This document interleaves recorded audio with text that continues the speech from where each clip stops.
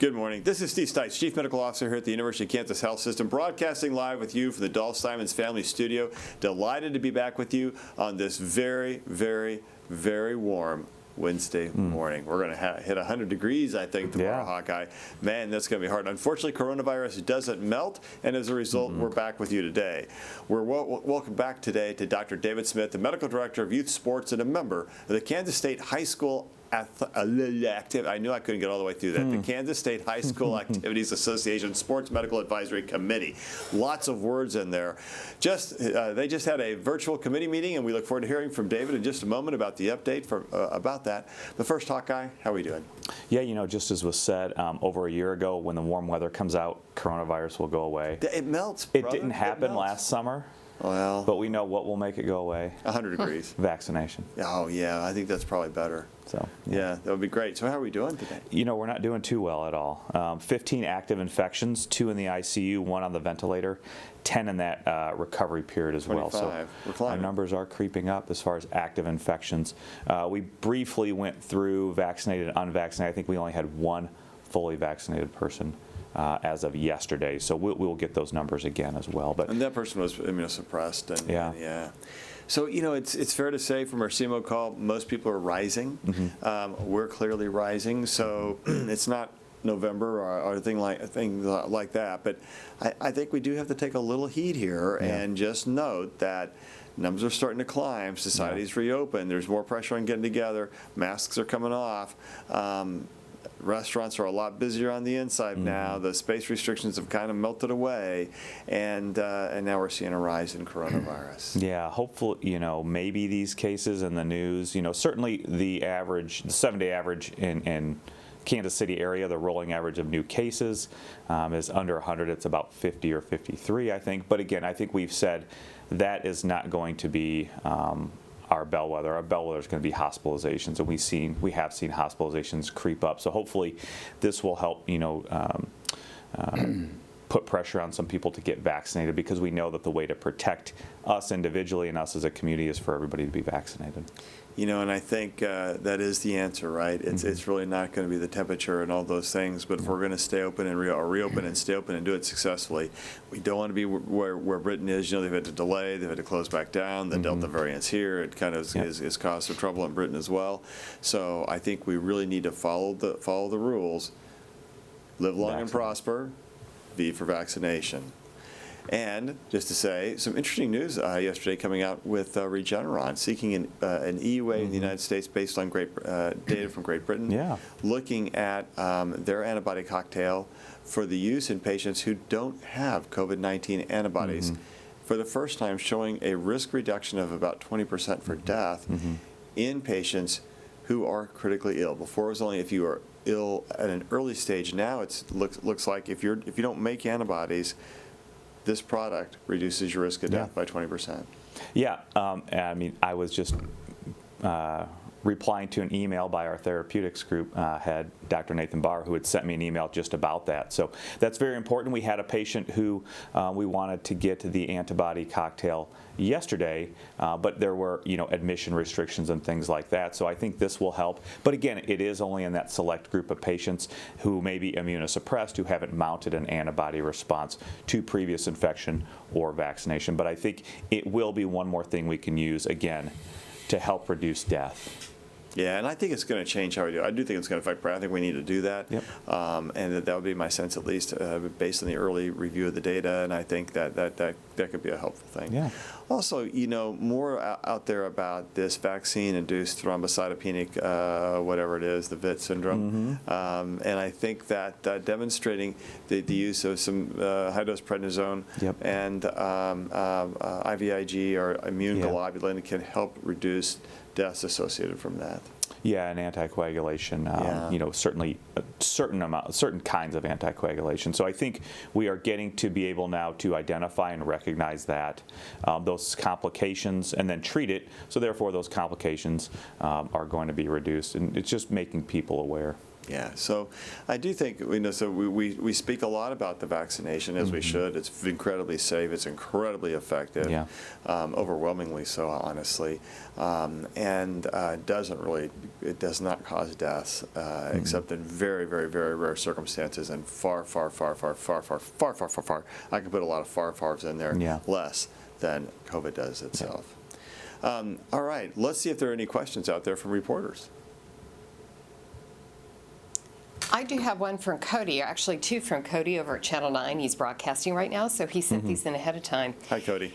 He said, with Kansas emergency orders expiring, what effect will this have on vaccination efforts? Will medics and students lose their ability to administer vaccines, hamper those efforts?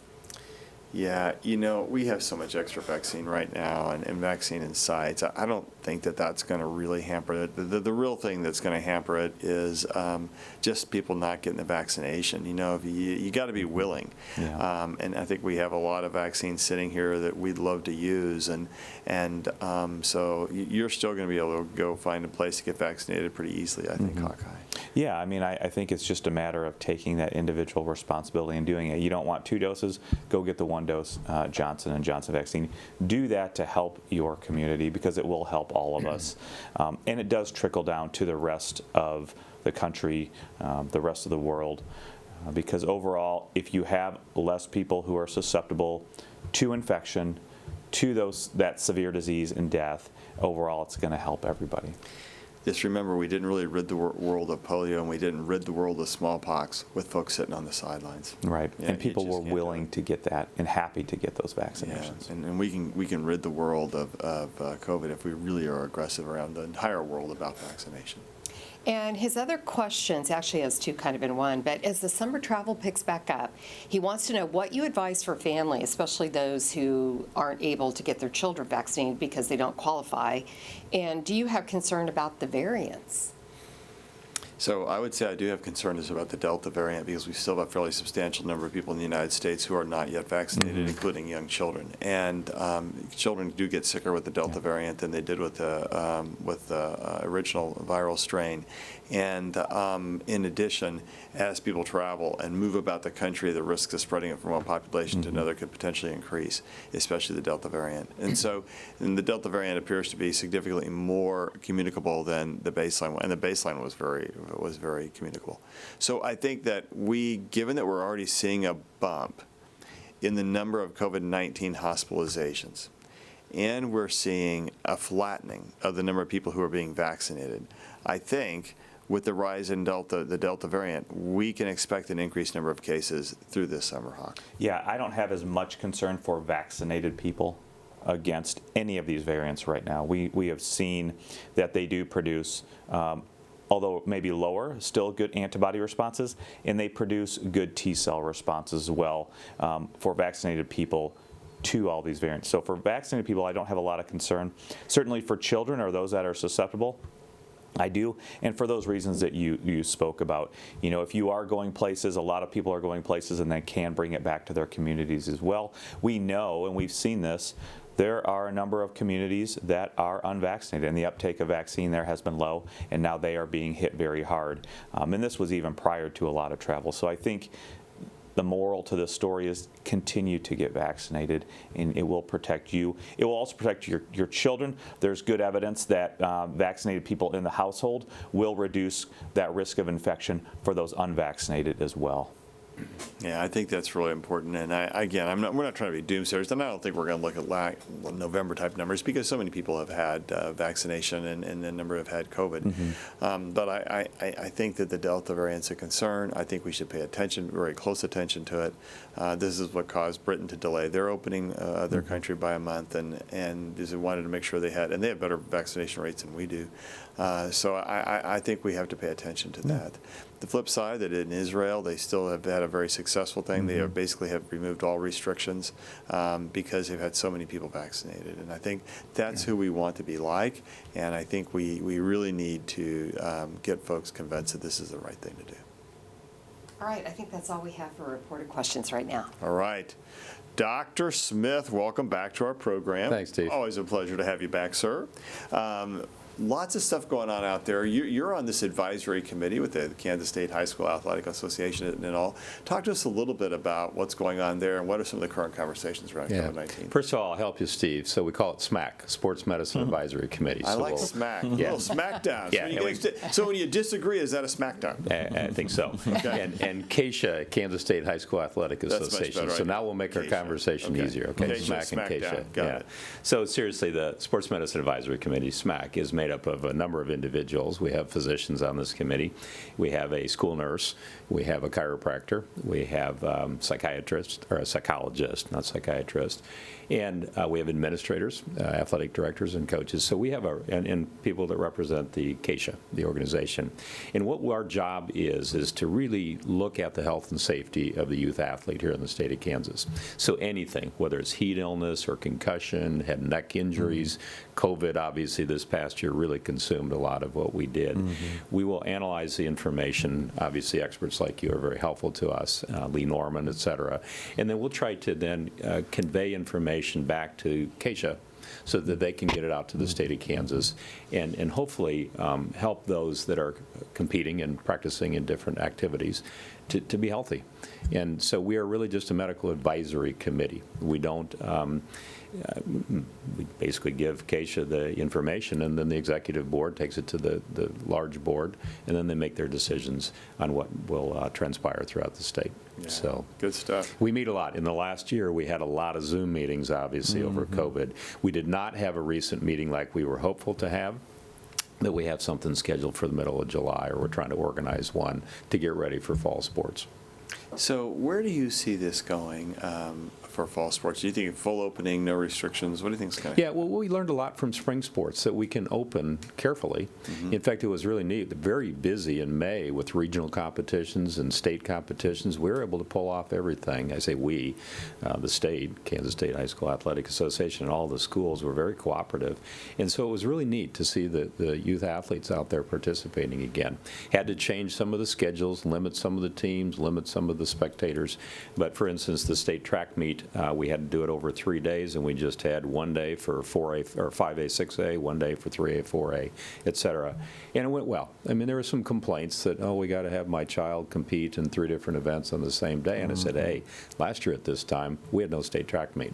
So it was neat to see the youth athletes get out there, and they're excited. You know, we've talked about the mental health strain on youth athletes. It was big. I experienced that with a lot of youth athletes. They just wanted to get back out doing things. But the message was still clear. We got to be careful. That didn't mean we just took everything off the books and no risk mitigation strategies. And so back to your question, I think that's the way it's going to look in the fall. You know, if you think about pre-COVID, we had a lot of these in place. Don't share water bottles, don't share towels, wash your hands, don't come to practice sick. Well, this really accentuated the need to do that with COVID. The masks are coming off. You know, we're out in the heat. My goodness, can you imagine practicing? We went from cool to hot, so we're already seeing heat illness, and it's a problem. And camps have started for the summer, so they're out there practicing outside and inside. So our probably in July as we meet, we'll continue to recommend risk mitigation strategies, but I really believe that in the fall it's going to look a lot more like it did pre-COVID. I hope so. I mean, again, I heard Dana say the numbers are starting to trickle up, and we sure hope that's not the case and not coming off the sports fields, obviously. Well, you know, before when the numbers trickled up, our only answer was masking. And that's still an answer, and distancing and all the rules of infection control, which continue to keep you safe wherever you go. But the second thing is that we're now on the offensive, right? Masking is really being on the defensive. Being able to take a vaccine, that's being on the offensive. We hold the future in our own hands, or technically in our arms, and if we can be vaccinated, we'll be successful. Well, that was what was great about the vaccine now available to adolescents. And, you know, the May 1 was the date that student athletes can start getting their sports physical. Well, that's 6 weeks ago. And we want people to get in with their primary care physicians and get those sports physicals done and have those doctors talk about this. A lot of them will get these sports physicals elsewhere. There's cheaper places to find a sports physical, but we're encouraging strongly that we have actually an extra form that we'd like the physician to go through with the parent and the athlete that asks these COVID questions. Have you had it? Are you ill? Talking about the potential for heart issues after they have it. And so we're taking it seriously, and that's what we'll address in July. But, middle of July is already now 2 months from when the sports physicals can be done. So we need to be getting at it right now with these young athletes. Yeah, I mean, I think getting them vaccinated, keeping them in being able to participate, not being held out because of quarantine is extremely important. We see this going on now with the Venezuelan national team for the Copa America. They've had a lot of their athletes, their soccer players out because of COVID-19. If you can get vaccinated, get your children vaccinated, it's going to save them from missing participation days. Yeah, and we have these discussions at the pro level. I'm one of the Royals, Kansas City Royals team physicians, and I keep track of what's happening with the Chiefs and converse with colleagues nationwide. And it's interesting with Major League Baseball, some teams are all in, and some teams are very hesitant. And I just read an article about the NFL and how they're having trouble with some of their teams getting vaccinated. But you're right. I mean, for me, as I got vaccinated, not that I completely then threw caution to the wind, but boy, it's nice to be able to travel and at least know nice you've got that safer, layer of isn't it? protection. Such a great layer. It really So is. What are you seeing in high school for uptake of the vaccine? How are the athletes doing with the vaccine uptake? It's hard to tell. It's like you are all seeing. It's back and forth across the fence. Yeah. I think generally parents are buying into the importance of it because, the adolescent, they're not thinking through this. It's the parents that really are weighing in on the evidence and encouraging their kids to get it or not get it. I definitely understand parents are a little hesitant. We've seen things as we've gone along with vaccines, how they've been rolled out and some issues. But, I say it's a great discussion to have with your doctor. And I think primary care doctors really get it. And I hope that's happening. Not going to Dr. Google, I call it, or the social media sites and getting their information. It's amazing what they'll share with me. I'll say, where did you get that? Well, I went online.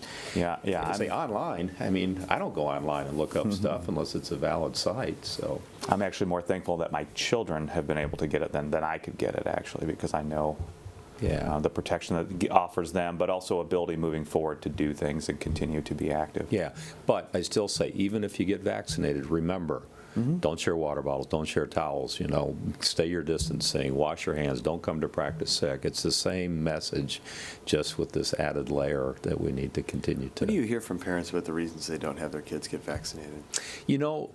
Honestly, I've only had one parent that was pretty adamant against it. And I had a nice discussion with her about that. And, they tend to be, you guys have always said, there's the anti-vaccinators, and there's some that are a little caution, and then there's some, let's get it done. I'm not seeing a lot of the true anti-vaccinators. I see the reports when they'll have, say, a district meeting, and you'll get the parents out there holding signs and pounding on desks and things. And I wish I could be there just to say, let's just talk about this. Let's talk about what are your major concerns so we can address those. And I think that's the message. I think that if we handled it that way, not just come right back and pound them over the head and tell them they're crazy, but say, what is it that's really bothering you about this? And have that conversation, because this mom was very open to our conversation. Now, whether that translated into having her child get vaccinated, I don't know. But I think as we keep rolling this vaccine out, I was reading about Novavax and the 90% efficacy, and we're getting more and more vaccinations. The supply, like you have said, is there. We just need the arms. And the time to do it is now, not wait till August 15th or whenever the first day of practice is. Because the same thing is, you'll shut down your team. And that then gets into, I think, we've been asked about contact tracing and things. And that's a big concern of mine, that there's some that say, we're just not going to tell them if we're sick. We're just not going to go to the doctor. We're just going to kind of ride it out. Or if we go to the doctor, I don't want the COVID test. Why? Yeah. It's just, I don't know. So in Riley County, Kansas, there have been reports related to sports activities and other news reports that parents aren't fully cooperating with contact tracers. We don't know if this is true, but what would you say about the importance of contact tracing, guys? If a student tests positive, do you recommend they isolate or wear a mask for a period of time? What are your thoughts? Yeah, well, I saw that report too, and having raised my children there in Riley County, I know some of the folks. In fact, I know the public health officer over there, and it's hard. I couldn't validate that report. I tried to get information from those that I know back in Manhattan, and I just couldn't get a validated report. But I wouldn't pick on just Riley County. I think this is happening in Johnson County, Wyandotte County, and totally like I said, it's just, hey, if we go find out we're positive, then I got to stay out of sports for 10 days, and then I've exposed people. They're going to find my teammates, and they're going to be mad at me. You know, I learned as a kid, honesty is the best policy, and that's what I practice. So get tested if you're sick, and do the right thing. And don't do it for yourself. Do it for those that you're around. You know, people that you practice with, your coaches, your administrators, your family, your friends. You know, throughout the last year, it was shown that a lot of the cases were not coming from the practice and competition venues. It was coming from social settings, birthday parties, other parties and things. And as you said, I think that we're seeing a little bit more of we're all over it right now. We don't need to worry about it. But that will be the message that hopefully our SMAC committee can deliver to Keisha, that we can deliver to parents and schools. And you know, what's happening in Kansas City is a little bit different than what happens throughout the state of Kansas. Literally, you take two counties side by side, and they have different personalities. And we struggle with that a little bit as we make our recommendations. But it is hard. Are you recommending vaccines to those 12 and older that you take care of? Yeah, and you know what? Right now, actually, our sports medicine volume has been down a little bit because we haven't had as many people out participating. But any youth athlete that I see, that is a question I ask them and their parents. And if they say, well, we're waiting, then I say, well, let's talk a little bit about it. If they say, no, we had it done, I compliment them and tell them, then tell your friends to get it done. And if you have questions, we've got plenty of resources that we can provide for them. Education is really important. It is so important. And you can go get a COVID vaccine right here at the University of Kansas Health System by calling 913-588-1227 or going to kansashealthsystem.com/vaccine, or you can schedule through MyChart. 3 different ways to do it. And we'd encourage you to pick one if you haven't been vaccinated, and let's go. Yeah, and remember, there's other things out there besides COVID. You know, we are seeing exertional heat illness already. It's hitting us hard. It's supposed to be 101 degrees tomorrow. We're going to start seeing concussions ramp up again. We had a tremendous decrease in concussion over the past year statewide. We're going to see the usual sports medicine problems. Influenza will be back. And last year, how much influenza did we have in our hospital? I think we had none. I think the word none.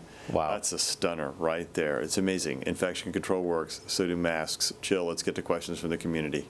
And we have a lot today, and it's great. And they are all over the place. I'm going to start with Isaac first, who said that he read an article saying that getting a cold could help reduce the severity of COVID. What do you think? Hawkeye.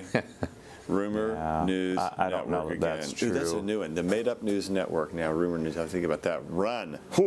No. Yeah. Run from it. I mean, I think even if you get the the 4 common cough and cold coronaviruses, which we've known about, I'm not sure that there's a lot of cross protection there. The immunity, the antibodies, the T-cell responses, I don't believe there's a lot of cross protection in that. So we'd have to see exactly what they meant.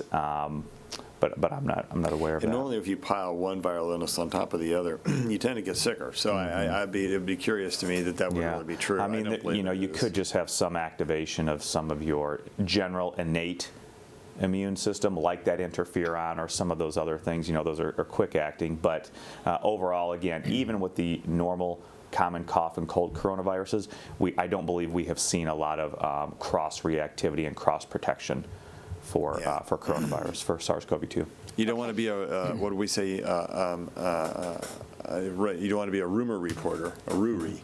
Yeah, he's just reading an article, and it was great that he asked. And Isaac has a second question too, which is unrelated, but he says, "I'm sure that it's pretty safe to be at the water park aquatic center, right?" He goes, "I'm fully vaccinated." Yeah, fully vaccinated. I think the aquatic water park is outside. Yeah. That, again, we think that's probably okay. Yeah, I mean, I think you are outside. You are probably going to be distanced for the most part from a lot of people. Although we said the heat doesn't kill, there is maybe some benefit of the ultraviolet light from the sun to help reduce any virus on the surfaces. But overall, the important thing there is you are going to be outside, and also individually you are vaccinated as well. That's good to know. Our pool in our subdivision opened. I might just have to go and visit. I think it's safe. All right. You've been Lori? vaccinated, I am. and you're fully. going to wear sunscreen. I Yeah. am. Okay, and the sunscreen's going to be like 50 and above. Yes. None of that. I wear sunscreen. I got 15 on. No. No, Okay. no, you're right on all of those. All right. All right. Lori asks, and I don't know if we know the answer to this, but we can find it out. Did any positive test results come from the Speedway event? Oh, I don't think so. I mean, we tracked that data pretty carefully. We'll go back and find out. That Speedway event was where people could drive around the race car, and we had like 120 people, I think, to go through or something like that. So I think we're pretty good on that, but we'll verify. Speedway, you mean the race, not the vaccination? The vaccination event that we had, the vaccination testing event, and I Yeah, think I that don't- total Oh, there when were they got almost tested, 300 yeah. people that either Yeah. got tested or Pretty small vaccinated. group. Yeah, it's a small group Yeah. overall. We'll I was at the Speedway event, the race. I was covering And how was First the Aid, Speedway and event? it was awesome. I love that event, and I work up at First Aid. I love those people that come see. And people were being careful. They were just staying their distance and doing the right thing. Good. So. Nina asks, immunosuppression, does it always result from medication, or are some people just naturally immunosuppressed? That's a great question. It really depends on your underlying disease state. So Yeah. really we induce it through drugs and steroids, but especially drugs like Prograf, cyclosporin, Imuran, Cellcept.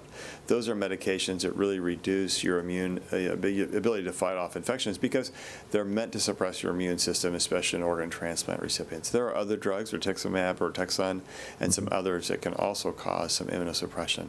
But there are diseases you may have that can also be a naturally occurring lack of response. And some of those can even be T-cell type of lymphocyte in your body.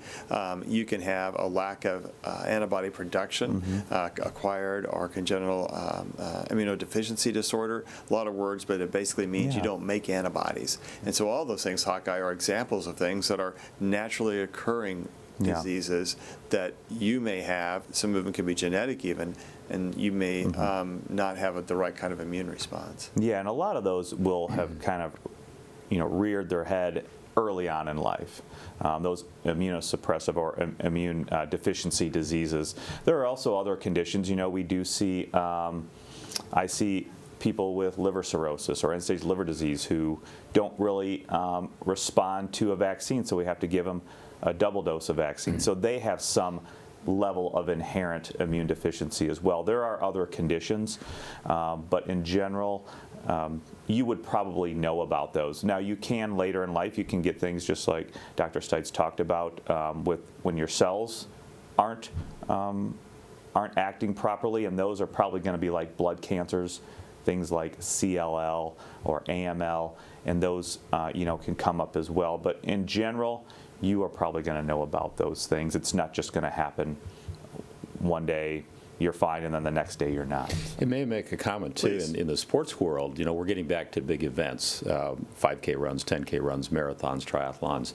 And there's actually a very large study in the marathon world that showed that after a marathon, because of the intensity of the run, the immune system is suppressed transiently, and they showed more colds and other things afterwards. So, and you're in a big event around a lot of people. You're traveling to this event many times. So that's a transient immunosuppression that would increase your risk, and I think that's another thing to point out, and another reason to be very careful if you choose to So really, you can get an endorphin high after a marathon and then you get sick. That just You're really does not tired, seem you fair. ache like crazy, you get endorphin high, but you go, wow, I'm glad it's done. And then you get your cold or That's One not more right. reason I don't need to run A 26 marathon. miles, so I'm fine with that.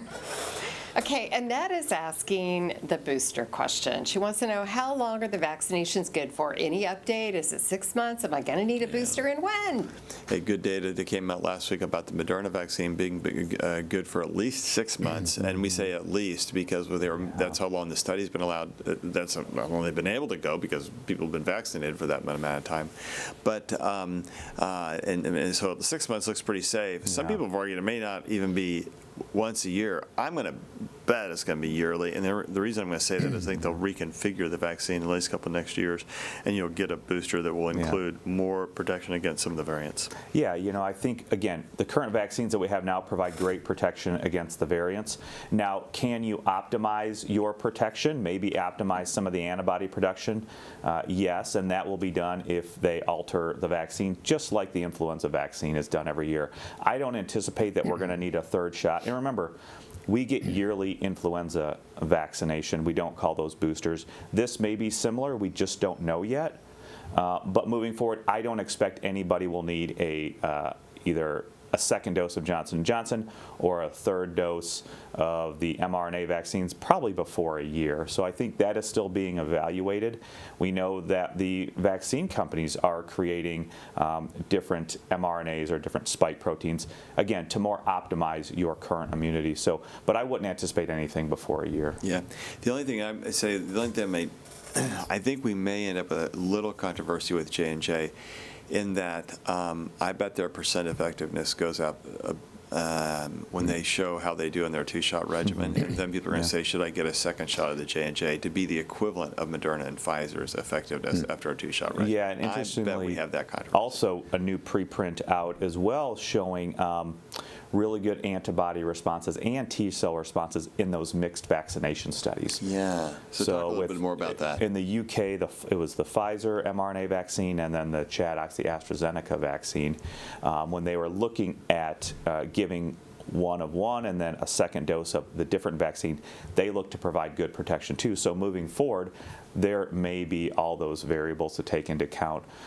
You may be able to get a second dose of one of the viral vector vaccines, not just the mRNA vaccine. So there's a lot of things in play right now, but I think it's all good information and good data, and I think it's all helpful to show that no matter what vaccine we're giving you, you are going to get protected. Yeah, so good. Sharon has a question about children that are under 12 that may have had COVID. She writes, what do you think about a 10-year-old who cannot get the vaccine, but they had COVID in November? Do they have protection? Yeah, I would say that November, so far the data I'm seeing says your antibodies stay up there for quite a while. So I'm going to guess they're still protected. What do you think, Hawk? Yeah, I think there's some level of protection, but we do understand also that people with mild or no symptoms really don't mount that same, at least, antibody response. Now we're not looking at T cells, but at least antibody response compared to those people that were more ill or have had the vaccine. Eventually you're still going to want to get them vaccinated. But we know children, number one, do better and have less risk of severe disease and going to the hospital. So that's good. But also, they'll probably continue to have some protection. We just don't know exactly how much. And again, if that was protection from, say, one of the original variants, the D614G that was circulating at that time, at the end of last year, compared it now to some of these variants that are circulating, you may not have as good of protection against some of these circulating variants now. Right. Sorry. Next question. All right. Well, this one actually might be for Dr. Smith. Mary wants to know, are you aware of any school districts arranging for student athletes in team sports to be vaccinated? Yes. Yes, I am. I'm going to make a shout out here to Shawnee Mission School District has worked with us to try to help them with their vaccinations. We've had some conversations on how we can make it easier for parents. And we don't want to just select out the student athlete. All students are very important. The student athlete just happens to be a little bit more of a controlled group that we might be able to do that. So we've had those discussions. Our sports medicine program here at KU Health System expands. Shawnee Mission School District, Blue Valley School District, DeSoto and Lansing High School, and we have other high schools that we are not contracted with to provide an athletic trainer. But we are open to having those discussions because, yes, we want this done so I want sports to look like it used to be. It would be nice to have that extra layer, but remember, it's not a perfect thing to have a vaccination and then throw caution to the wind. Can we get the Royals to look like 2015? Yeah, that would be nice. I have to tell you, I was just down to the Dominican Republic to help do physicals on those prospective athletes down there. And, it's fun to see what they're trying to do to reach out and find the next Jordana Ventura and so forth. And yet, that's another thing that I observed.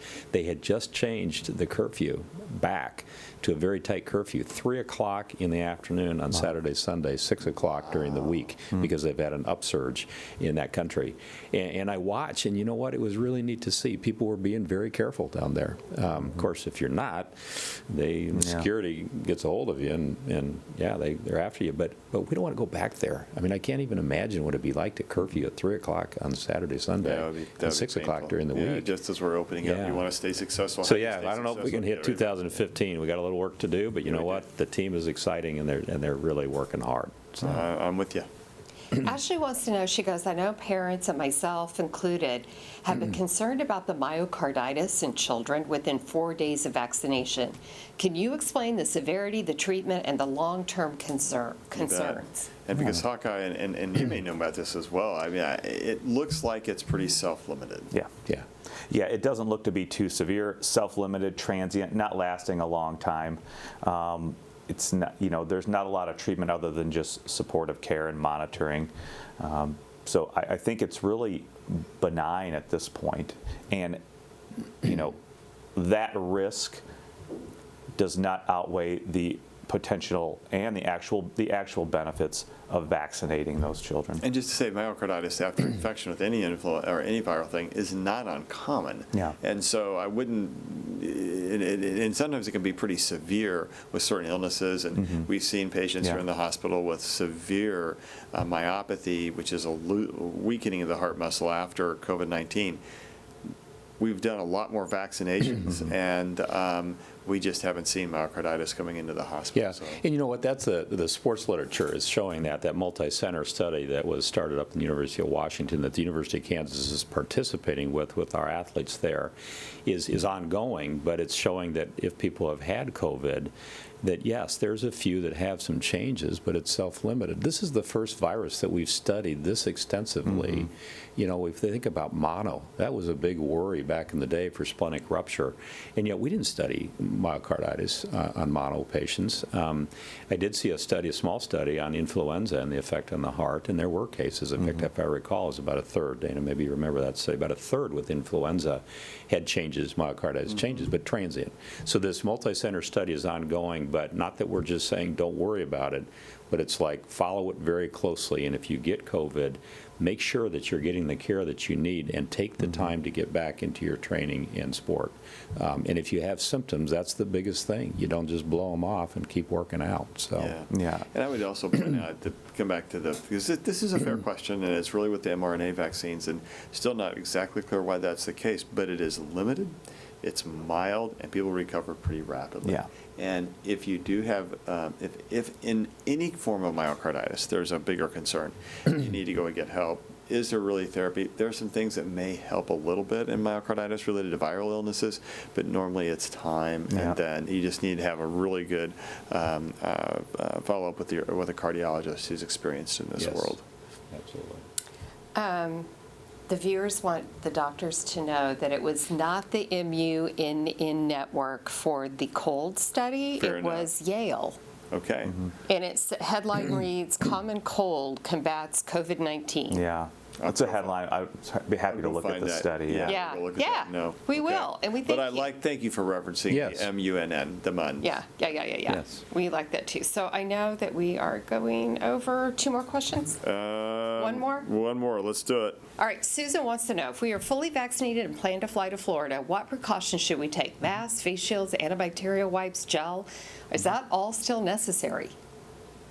Hawkeye? I would do it. I certainly plan to travel this summer, and I'm going to do masking and eye protection on the plane, and of course always the hand hygiene. I will still try to keep my distance while in the airport or in those other areas that are heavily populated, because you have to assume that not 100% of those people in that area is going to be vaccinated. Yep. And I did that actually going to the Dominican Republic, Yeah. and I got a long story on that one.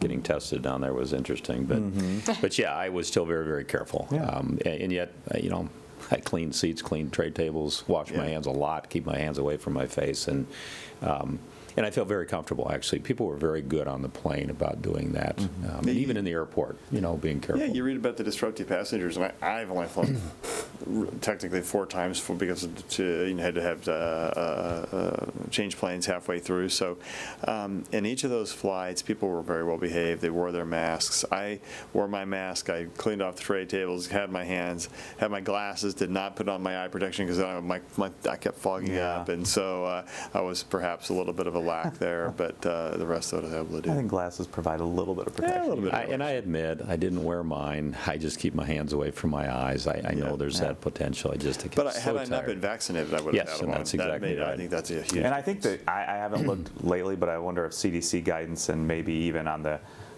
airline companies, it's still masking as required. But Yes. I'd have to look. It is still Yes, it required. is. Yeah, Yeah. it is. In airports, and once you come in, when you walk in the airport, you got to put your mask on. Yeah. For sure. Yep.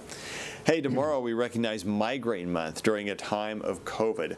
Neurologist and migraine specialist Dr. Deetra Ford joins to talk about headaches, including how to tell when it's a migraine and not COVID-related, plus how the pandemic has been a pain trigger for many of her patients. You might relate. I hope you don't have to, because headaches are a pain.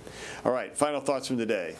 Well, I'm just excited. Last year when we sat in this media update at this time of year, it was a discouraging time. It was tough. And yet I'm very encouraged with what we have upcoming. And yet I'm not just taking a back seat and saying, oh, good, we're all over this. We will continue to deliver the message that's very important as our student athletes get back to their sports.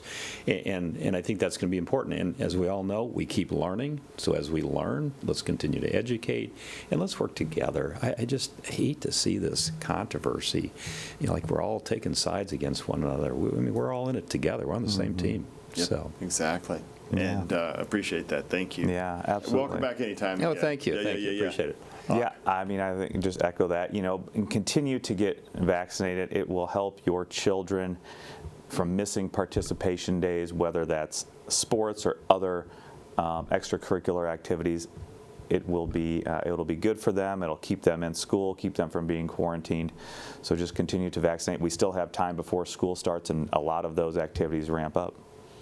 Hey, it is so fun to think about getting back to normal. Last night, my family and I, we all went out. There were about 10 of us, and we went to watch In the Heights, the new Lin-Manuel movie musical of his Broadway play, and which, by the way, 2 thumbs up, loved it. Gosh, it felt great. It felt great to be back at the theaters again. It felt great to watch a fun musical that I really enjoyed, and it just felt good to be out doing that more normal thing. I'd encourage all of us, we want to get back to normal, and we want to stay safe when we're back to normal. We've said all along, faith, hope, and science, and they really have been able to deliver us to a way toward true safety from COVID-19. So let's work on that. Let's keep ourselves safe. Let's keep those who we care and love safe. Let's keep our community safe, our nation, our world, and ultimately, when it comes to COVID-19, we're all in it together. And that way, we can all be ready for the next Star Trek premiere. We'll see you tomorrow.